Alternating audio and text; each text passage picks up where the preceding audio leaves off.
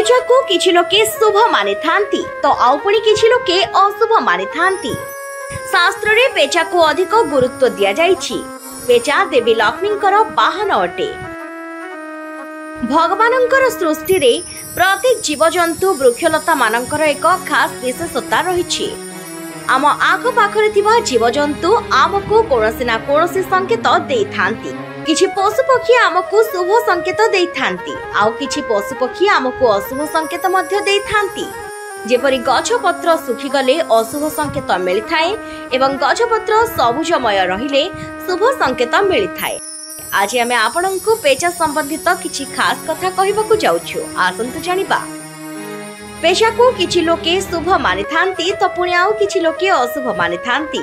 शास्त्र रे पेचा को अधिक महत्व दिया जाइछि। पेचा देवी लक्ष्मींकर वाहन अटे। पेचा देखिबाकू सुंदर होई थाए किंतु तार आखि बड़ ओ भयंकर देखा जाए।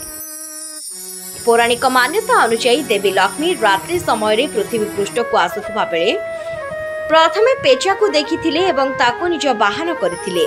तेणु कुहा जाए जे दीपावली दिन पेचा देखिले शुभ होई थाए। आसंतु पेचा संबंधित शुभ और अशुभ घटना विषय जानिबा। कुहा जाए कि गर्भवती महिला पेचा देखिले शुभ होई थाए। कोनोसी बेमार रे पड़िथिबा व्यक्ति को पेचा स्पर्श कले रोगीर बड़ रोग मध्य भल होई जाई थाए।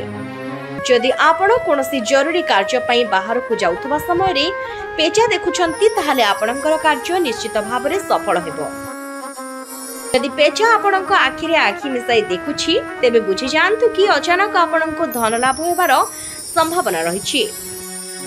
कुहा जाए कि जदि पेचा बाम पटकु देखि राबुथिबो ताहाले शुभ होई थाए आउ जदि पेचा डाहाण पटकु देखि राबुथिबो ताहाले अशुभ होई थाए।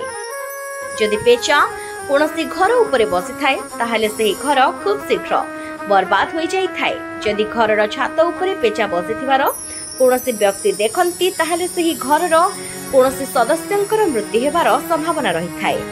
पेचार नख पर आदि तंत्र साधना रे प्रयोग करा जाई थाए।